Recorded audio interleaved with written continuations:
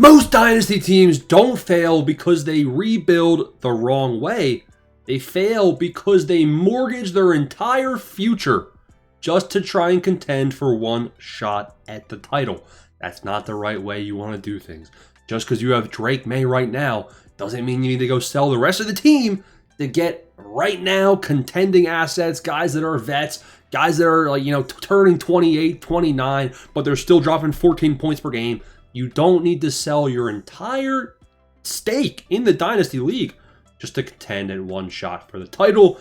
We're going to go over today some common mistakes, what to avoid, and really all the tips and tricks you need. Smash like and subscribe button. Please help us out as a small channel. Join the Discord, join the Patreon. Let's start things off, man. We're on Flock Fantasy. You can check out for free. Great tool. We can break down all the player analytics we need to. It's a great spot. So what does win now usually look like? Really, when I'm saying win now, I'm talking about contending teams. But this is where people, this is the common approach to winning now. Trade every single pick away. You're a win now team. You have a good record. You're 8-2. You're making the playoffs. Let's contend. Let's have some fun. Let's get tricky with it. Let's trade every pick away. The future means nothing. Let me trade my 2027 first round pick for, again, luckily on the site right here in the rankings, we can see what these picks are worth.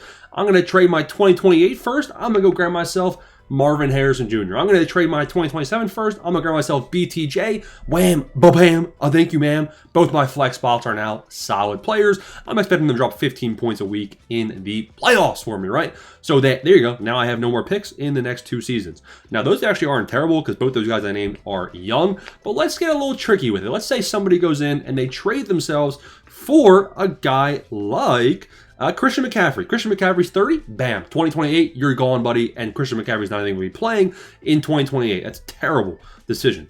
Another decision would be trading for a guy like Josh Jacobs with another first-round pick or a second-round pick, whatever it is. And just like that, you got 2 guys that are producing now, but your future is cooked. So trading every pick. Buying star players at their peak. If you have to mortgage your future to get a guy like CeeDee Lamb.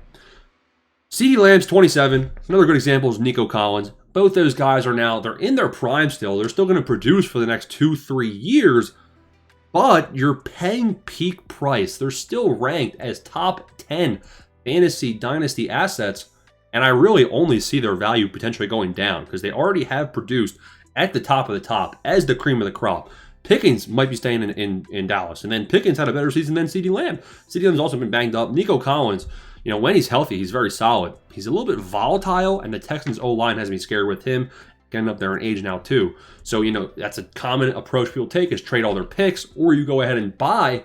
You're like, oh man, CeeDee Lamb, he'll win me my league. Let me trade the whole future. Let me get CeeDee Lamb. I can't lose. You send too much for those guys. Ignoring depth, ignoring decline curves. A good example of this would be trading for a guy that's like an older running back prior to 2025, prior to the season. Alvin Kamara, he signed a 2-year extension. People could have said, hey, let me get Alvin Kamara. Let me go see if I can get Kamara on my team. And you would have been done dirty because Alvin Kamara, he hit his natural decline. Look at the points per game average. 19 points per game in 2024, 9 points per game in 2025, and he was injured for a lot of that time. Assuming your contend window lasts forever is the wrong spot. Your contend window lasts as long as you allow it to last. Dynasty should be played in windows, not necessarily in year to year. So you want to always think about, is this the right move for my 3-year window of contending?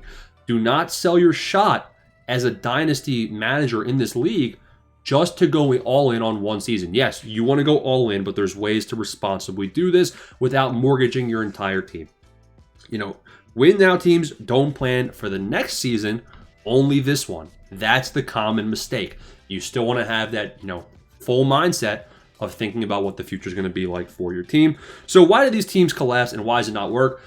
Age hits all at once. Let's say you got a couple of 27, 28, 29-year-olds. They're approaching that cliff. Bam! That decline value hits all at once. David Montgomery, Alvin Kamara, both of those guys got too old, and now they're absolutely worthless. You held on to them past their peak in value.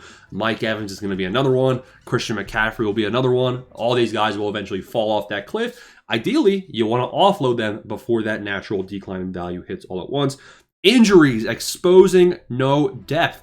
If you mortgage your entire future, you lose all of the chips that you can once, you once could have used those to buy depth. If you have the injury bug hit your team, you're not going to have much to offer in terms of value to then replace and replenish any injuries. So injuries could then ruin your contending now chances, and your future was already sold. Picks are all gone, your market value evaporates, and no pivot path exists for your team. You're stuck in a hole. So this is where a team that's a first place potential team can end up going to 9th place or below in the next season. And in terms of rebuilding value, right? Teams that contend all in the way that I just described, typically they don't keep any of their young cornerstone players. They actually mortgage their entire future, and now they have no future picks. It's going to be harder for them to rebuild. That's why you got to follow the plan that we are about to outline for how to win now and contend responsibly. Here's the plan that I think you should follow. Never convert. Here we go. Trade some of your future, not all of your future, right? You got to keep at least one of those first round picks in the next 1, 2, 3, or seasons. Do not trade it all. Listen, your team could be the best team of all time. I once had a team. I had Lamar Jackson. I had Amon-Ra St. Brown. I had Puka. I had Mike Evans. I had George Kittle. And this was not a dynasty league. This was a redraft league. It was the best team of all time. My team was insane. I had the bye week. It was great. And they dropped 90 points in the chip. Listen, it's 1 week. It's not about how great your team is overall once you make the semifinals and chip. Anything can happen in that given week, and then you're toast. So you got to keep that in mind as well when you're selling your entire stake in the Dynasty League for just one specific week and one specific year. So you want to keep one reload lever. That's a good thing, like keeping a young cornerstone player. If you keep Malik Neighbors on your team, just because Malik Neighbors is hurt and you want to sell him for value, if you kept the Malik Neighbors on your team, you always have that reload lever where if something crap hits the fan, you want to go ahead and pull the reload switch, a quick reload. You turn Neighbors into a couple younger other players, and now all of a sudden you can start a quick 1 to 2 year rebuild rather than your entire team being up the creek. You want to sell players before that decline in value. You want to replace production and not be chasing names.